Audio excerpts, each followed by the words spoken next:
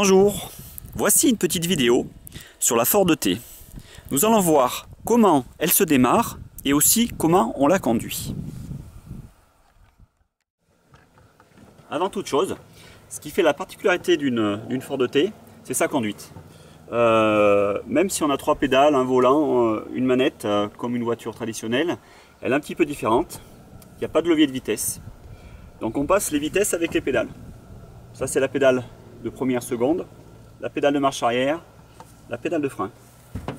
Il y a des manettes au volant, donc ça c'est la manette d'avance et la manette des gaz. Voilà, donc on va regarder un petit peu comment on met en route la voiture. La pédale de gauche, c'est la pédale la plus importante. Elle sert à passer la première vitesse, la deuxième vitesse et au point mort. Donc on va regarder, je libère là. On va regarder. Quand j'appuie à fond, on est en première vitesse. Au milieu, on est au point mort. En fait, c'est pas réellement un point mort, c'est un embrayage qui se débraye. Et lâché complètement, on est en seconde. La pédale du milieu, c'est la pédale de marche arrière. Donc, on appuiera pour partir en marche arrière. La pédale droite, c'est le frein. Pour mettre la voiture en route, pour démarrer, on va mettre cette pédale au milieu pour être en position de débrayer. Donc pour ça, il y a un petit levier ici qui, grâce à une came, va nous bloquer la pédale dans la position débrayée. Comme ça, ça me permettra de démarrer le moteur facilement. On a une autre position du levier, c'est en arrière, ici, qui enclenche le frein à main sur les roues arrière. Pour démarrer la voiture, on met toujours le frein à main tiré, comme ça, ça débraye, on est sûr d'être au point mort et les roues arrière sont bloquées.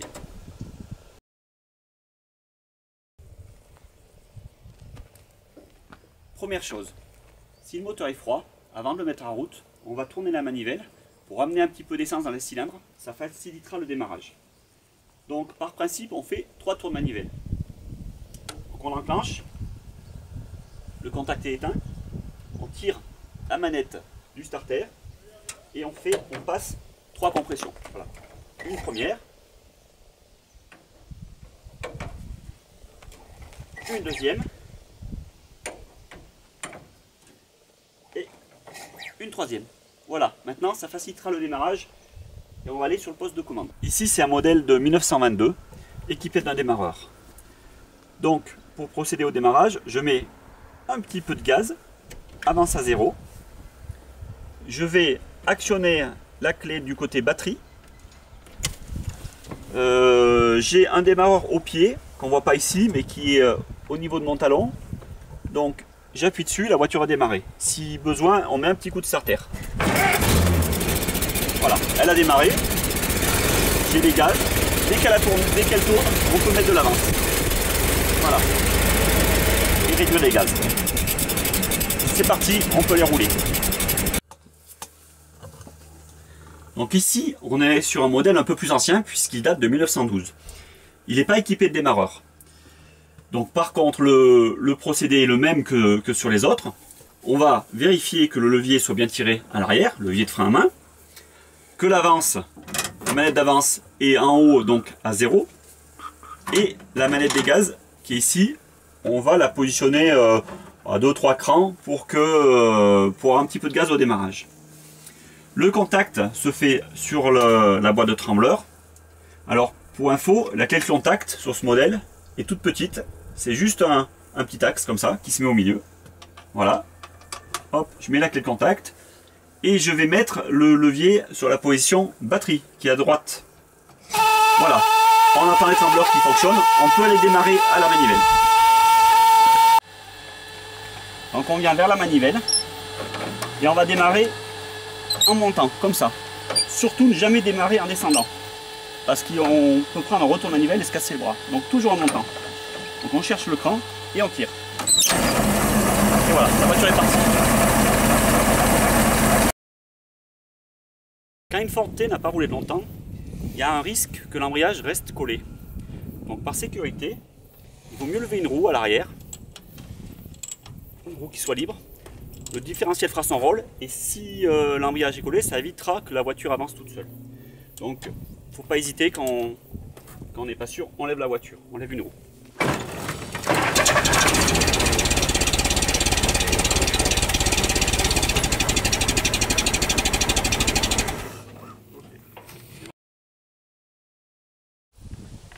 Avant de partir rouler, je vais vous expliquer deux petites choses.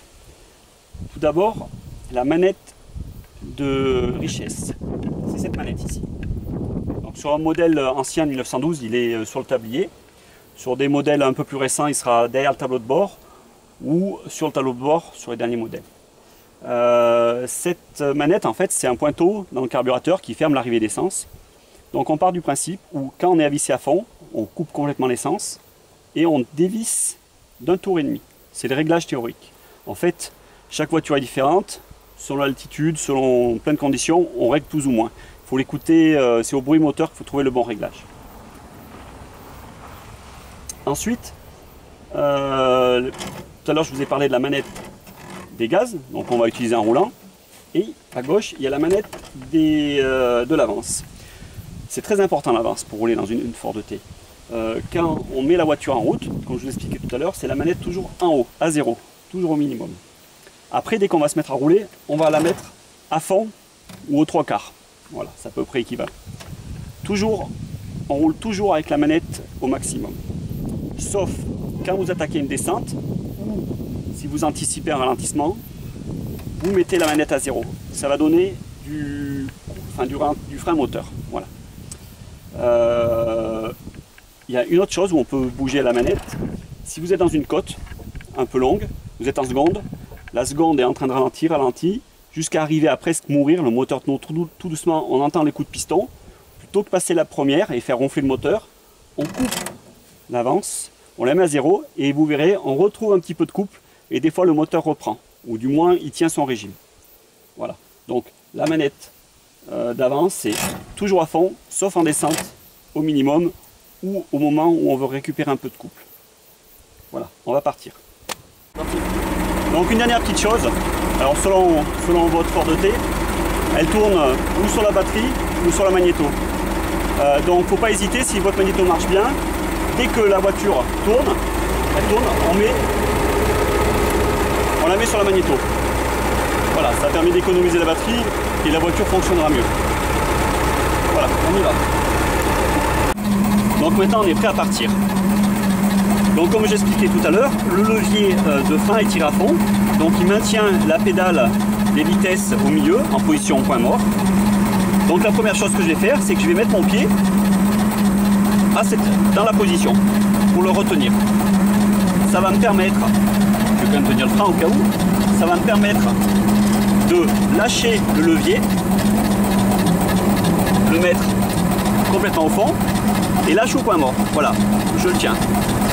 Donc comme je disais, on met un peu d'avance pour démarrer, voilà. Et le réflexe, c'est de passer la première en appuyant. Donc voilà, j'appuie et la voiture part. Voilà, elle est partie en première. On y va doucement. On va pas hésiter. On part. Voilà, la première est enclenchée. Le levier est bien au fond, donc on pourra mettre la seconde sans problème. Et tout de suite, je mets la seconde. Donc je lâche, je coupe les gaz et je vais enclencher la seconde. Et je peux remettre les gaz derrière. Voilà. La voiture roule maintenant en seconde. On roule 99% du temps avec cette vitesse. Voilà, là on est en côte. Je vais pas trop vite, donc du coup on sent que la voiture s'épuise, elle ralentit. Faut pas hésiter d'attendre le dernier moment.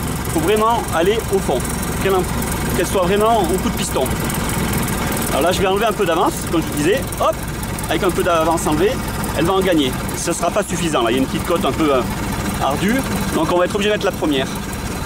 Donc dès qu'on sent qu'elle en veut plus, là encore elle en veut un peu, on n'hésite pas, on met la première. Hop, on enclenche la première avec l'avance et la voiture monte en première.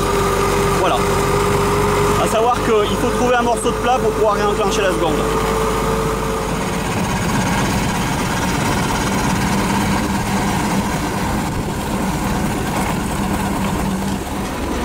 Voilà, là on arrive dans une grande descente, donc je t'expliquais tout à l'heure, on enlève l'avance.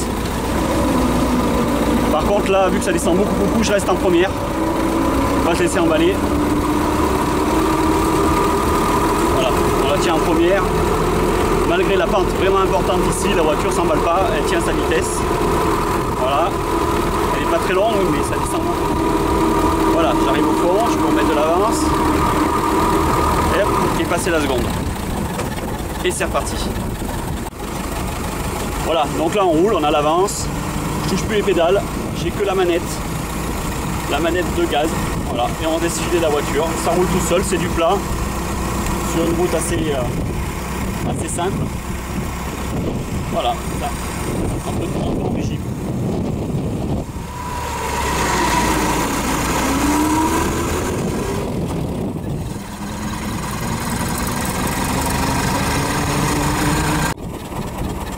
Donc là, maintenant on doit s'arrêter, il y a un stop. Donc il faut avoir le bon réflexe. Quand on s'arrête, c'est débrayer qu'à moitié. Voilà, à la position du point mort. Surtout pas appuyer à fond, parce qu'on enclenche la première et la voiture continue à avancer. Voilà, il faut bien prendre ce réflexe. Et après ça va tout seul. Allez, on peut partir. En première. Et en seconde. C'est parti.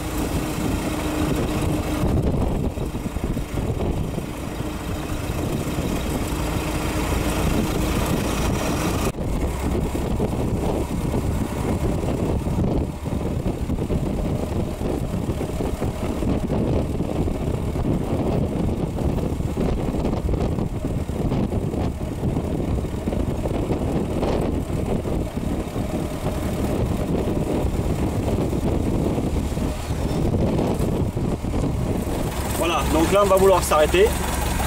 On est en seconde, on roule tranquillement. Alors là, je m'arrête, je commence à freiner un petit peu. Et j'appuie sur la pédale à moitié. Voilà, à moitié pour débrayer la voiture et m'arrêter. Le réflexe, le bon réflexe, c'est bien d'appuyer à moitié sur la pédale, pas complètement. Parce que je vous rappelle, si on appuie complètement, elle repart en première. Voilà, donc bien à la moitié. Si on veut arrêter la voiture, après on tire le frein, hop, et voilà, la voiture est stabilisée. Bon, maintenant voyons la marche arrière. Donc là je suis à l'arrêt, mon levier est tiré. Donc la première solution, il existe deux solutions. La première solution, c'est de mettre le levier au milieu, donc en position point mort, comme ça la voiture est libre. Et je peux partir en marche arrière en appuyant sur la pédale du milieu. Voilà, en accélérant un petit peu bien sûr, elle part en marche arrière. Pareil, je peux repartir en marche avant directement.